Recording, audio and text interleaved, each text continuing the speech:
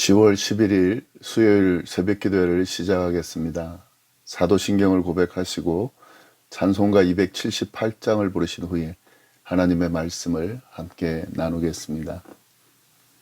오늘 하나님께서 저희에게 주신 말씀은 잠언 6장 20절부터 35절까지의 말씀입니다. 내 아들아, 내 아비의 명령을 지키며 내 어미의 법을 떠나지 말고 그것을 항상 내 마음에 새기며 내 목에 매라. 그것이 내가 다닐 때에 너를 인도하며 내가 잘 때에 너를 보호하며 내가 깰 때에 너와 더불어 말하리니 대저 명령은 등불이요 법은 빛이요 훈계의 책망은 곧 생명의 길이라. 이것이 너를 지켜 악한 여인에게 이방 여인의 혀로 호리는 말에 빠지지 않게 하리라. 내 마음에 그의 아름다움을 탐하지 말며 그 눈꺼풀에 홀리지 말라. 음료로 말미암아 사람이 한 조각 떡만 남게 됨이며 음란한 여인은 귀한 생명을 사냥함이니라. 사람이 불을 품에 품고서야 어찌 그의 옷이 타지 아니하겠으며 사람이 숯불을 밟고서야 어찌 그의 발이 되지 아니하겠느냐. 남의 아내와 통간하는 자도 이와 같을 것이라. 그를 만지는 자마다 벌을 면하지 못하리라. 도둑이 만일 줄일 때에 배를 채우려고 도둑질하면 사람이 그를 멸시하지는 아니하려니와 들키면 7배를 갚아야 하리니 심지어 자기 집에 있는 것을 다 내주게 되리라. 여인과 간음하는 자는 무지한 자라. 이것을 행하는 자는 자기의 영혼을 망하게 하며 상함과 능욕을 받고 부끄러움을 씻을 수 없게 되나니 남편이 투기로 분노하여 원수 갚는 날에 용서하지 아니하고 어떤 보상도 받지 아니하며 많은 선물을 줄지라도 듣지 아니하리라. 아멘. 네, 오늘 본문 말씀을 보시면 음란한 여인에 대한 경고의 내용이 나옵니다. 이 음녀에 대한 경고는 5장 앞에서도 나왔었는데요. 그것과 이어서 오늘 본문에도 계속 이어지고 있습니다. 솔로몬은 자신의 아들에게 음란한 여인을 조심해야 한다고 교훈합니다. 또한 간음하지 말라고 교훈하고 있습니다. 그 내용을 함께 보도록 하겠습니다. 먼저 20절부터 23절까지의 말씀입니다. 내 아들아, 내 아비의 명령을 지키며 내 어미의 법을 떠나지 말고 그것을 항상 내 마음에 새기며 내 목에 매라. 그것이 내가 다닐 때에 너를 인도하며 내가 잘 때에 너를 보호하며 내가 깰 때에 너와 더불어 말하리니 대저 명령은 등불이요 법은 빛이요 훈계의 책망은 곧 생명의 길이라. 예, 특별한 다른 내용은 없어 보입니다. 이 앞에 교훈했던 내용을 반복하고 있는 것처럼 그렇게 보입니다. 부모의 명령과 법을 지키라. 앞에도 계속 반복해서 이런 교훈들을 이야기했는데 그 교훈으로 보이는데요. 근데 사실 이 지금 20절부터 23절까지의 교훈은 좀 특별한 그 내용이 있습니다. 이 부모의 명령과 법을 지켜야 되는데 그 이유를 이어서 설명을 하고 있습니다. 24절, 25절 보시면은요. 이것이 너를 지켜 악한 여인에게 이방 여인의 혀로 호리는 말에 빠지지 않게 하리라. 내 마음에 그의 아름다움을 탐하지 말며 그 눈꺼풀에 홀리지 말라. 이것이 앞에 부모의 명령과 법을 잘 지키라는 그 교훈과 지금 연결되어 있는 거죠. 예, 그러니까 특별히 이 음란한 여인을 조심해야 된다라고 하는 그 교훈의 내용인 것을 알 수가 있습니다. 24절에 나오는 이 악한 여인, 이방 여인, 이 여인은 뭐냐면 남자를 유혹하는 음란한 이방 여인을 말합니다. 다시 말해서 남자들을 유혹하는 이 창녀들을 이야기하는데 이런 창녀들의 유혹에 넘어가지 말라는 거죠. 예, 그 호리는 말에 빠지지 말라는 거죠. 25절, 26절 보면 그에 대한 경고의 내용이 나옵니다. 내 마음에 그의 아름다움을 탐하지 말며 그 눈꺼풀에 홀리지 말아라. 음료로 말미암아 사람이 한 조각 떡만 남게 됨이며 음란한 여인은 귀한 생명을 사냥함이니라. 예, 음란한 여인들의 아름다움과 눈짓에 홀리지 말라는 거죠. 만약에 그 유혹에 넘어가게 되면 돈을 다 뺏길 뿐만 아니라 생명까지도 빼앗기게 될 것이다 라고 지금 이야기하는 거죠. 이 음녀의 유혹이 너무 강력해서 이 유혹에 넘어간 사람들은 완전히 삶이 망가진다는 것을 지금 드러내는 그런 교훈입니다. 그렇기 때문에 절대로 넘어가면 안 된다라고 지금 교훈하고 있는 거죠. 자, 이런 유혹들에 넘어가지 않기 위해서 어떻게 하라는 겁니까? 이 앞에 이제 20절과 20절부터 24절이 그 내용인 거죠. 예, 아버지의 명령을 지키고 어머니의 가르침을 버리지 말라. 왜요? 이 음녀의 유혹에 넘어가지 않게 하기 위해서 그러는 거죠. 예, 이 명령, 지금 아버지의 명령, 어머니의 가르침은 이 앞에서 이야기한 내용과 같습니다. 부모로부터 주어지는 내용인데 하나님의 명령과 하나님의 가르침인 거죠. 이 명령과 가르침을 마음에 잘 간직하고 목에 걸고 다니면서 그렇게 그걸 붙들면 그것이 인도하고 지켜주실 것이다 하는 거죠.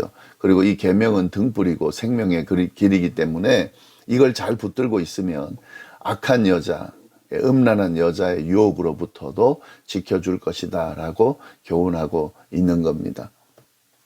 이런 음녀의 유혹에 대한 경고도 하는데요. 좀 더 구체적으로 또 이어지는 교훈은 뭐냐면 간음에 대한 경고입니다. 단순한 이 음녀의 유혹 정도가 아니라 남편이 있는데도 불구하고 유혹하는 음녀에 대한 경고. 그러니까 남편이 있는 여인과 음란한 행동을 하는 일종의 간음이죠. 간음에 대한 경고를 지금 하고 있는 거죠. 27절부터 29절까지 말씀 보시면 사람이 불을 품고서야 어찌 그의 옷이 타지 아니하겠으며 사람이 숯불을 밟고서야 어찌 그의 발이 되지 아니하겠느냐.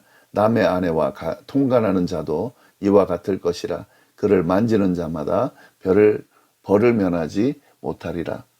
이 남의 아내와 간음하는 경우에 어떤 심각한 일이 일어나는지에 대한 경고를 하고 있는 겁니다. 간음하는 자는 불을 품은 것과 같다는 거죠. 그래서 옷이 다 타버릴 수밖에 없다는 거죠.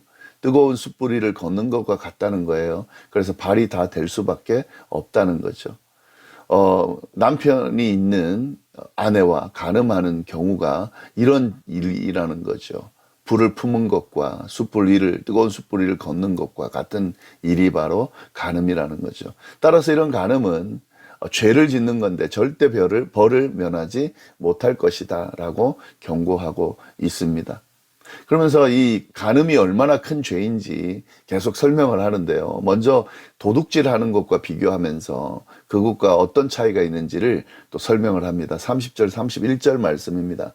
도둑이 만일 줄일 때에 배를 채우려고 도둑질하면 사람이 그를 멸시하지는 아니하려니와 들키면 7배를 갚아야 하느니 심지어 자기 집에 있는 것을 다 내주게 되리라. 네, 배가 고파서 도둑질한 사람, 남의 것을 훔친 것, 이거는 이제 어떤 양해가 좀 될 수 있는 그런 부분이라는 거죠. 물론 그러나 도둑질하게 돼서 들키면 훔친 것의 7배를 갚아야 된다는 겁니다. 그게 율법이죠. 그리고 돈이 없다 그러면은 가진 것을 다 내서라도 그거에 대해서 갚아야 됩니다. 그러나 갚으면 되는 거예요. 하지만 간음은 다르다는 거죠. 간음을 행한 사람은 그 무엇으로도 자신의 범죄에 대해서 배상할 수 없다고 분명하게 이야기하고 있습니다. 32절, 33절 말씀입니다. 여인과 간음하는 자는 무지한 자라. 이것을 행하는 자는 자기의 영혼을 망하게 하며 상함과 능욕을 받고 부끄러움을 씻을 수 없게 되나니. 간음하는 자는 자신의 영혼을 망치는 거라는 거죠. 상처를 받고 망할 뿐만 아니라 그 수치는 절대로 씻겨지지 않을 것이라고 경고하고 있습니다. 그리고 또 이 간음한 결과가 어떤지 또 더 심한 그런 결과에 대해서도 이야기를 합니다. 34절, 35절 말씀입니다. 남편이 투기로 분노하여 원수 갚는 날에 용서하지 아니하고 어떤 보상도 받지 아니하며 많은 선물을 줄지라도 듣지 아니하리라. 이 간음한 여인의 남편의 분노가 있다는 거죠. 예, 그는 절대로 용서를 하지 않을 거라는 거죠. 어떤 보상도 받지 않을 거고 어떤 선물을 주더라도 받지 않을 거라는 거죠. 그리고 그 남편은 이 간음한 대상을 원수로 생각하고 그 원수를 갚을 거다 하는 거죠. 이런 엄청난 결과가 일어나기 때문에 절대로 간음하지 말라고 하는 교훈을 지금 이야기하고 있는 겁니다. 이 오늘 본문은 음녀에 대한 경고, 이 유혹 음료의 유혹에 넘어가지 않아야 되는 경고, 간음에 대한 경고, 뭐 이런 이야기를 하고 있는데 사실 모든 성범죄를 다 포함하고 있는 교훈으로 볼 수 있습니다. 이 성범죄라고 하는 건 몸뿐만 아니라 영혼도 망하게 하는, 인생 전체를 망하게 하는 그런 죄입니다. 한순간에 모든 것을 빼앗아 간다는 사실을 기억하면서 절대로 이런 성범죄를 저지르지 말아야 된다라고 지금 교훈하고 있는 거죠. 그러면서 이 성적인 유혹들을 이기는 방법, 성범죄를 저지르지 않는 방법이 분명하게 제시가 돼 있죠. 그게 뭡니까? 오직 하나님의 말씀을 묵상하고 붙들면서 그 말씀을 따르는 거죠. 때로는 이런 유혹에 걸릴 수 있고 또 넘어갈 수도 있습니다. 그러나 이 말씀을 늘 묵상하고 붙들고 있으면 그 말씀이 양심을 자극하고, 그래서 그 유혹에 넘어가지 않도록, 또 넘어갔더라도 빨리 돌이킬 수 있도록 인도할 수 있다는 거죠. 그래서 이 하나님의 말씀, 명령 잘 지켜 행하라고 교훈하고 있는 거죠. 이건 뭐 꼭 성적인 범죄뿐만 아니라 모든 범죄, 우리의 인생 전체를 바르게 인도하는 방법이라는 거 지금 계속 잠언을 통해서 이야기하고 있는데, 오늘 이 구체적인 예도, 또 성적인 부분에 대해서 이야기하는 예도 연결해서 우리가 잘 이해하고 있어야 되겠습니다. 네, 말씀 다시 한번 잘 보시면서 정리하시면 좋겠고요. 함께 기도하겠습니다. 하나님 아버지, 감사합니다. 귀한 말씀으로 또 우리를 교훈하고 어떻게 하면 이렇게 세상을 바르게 또 하나님의 뜻 안에서 살아갈 수 있을지 잠언을 통해 알려주셔서 감사합니다. 주시는 교훈 하나하나를 잘 새기고 우리의 삶 속에 적용하면서 정말 거룩한 삶을 살아가는 우리 모두가 되도록 인도하여 주옵소서. 감사드리며 모든 말씀을 살아계신 예수님의 이름으로 기도드립니다. 아멘.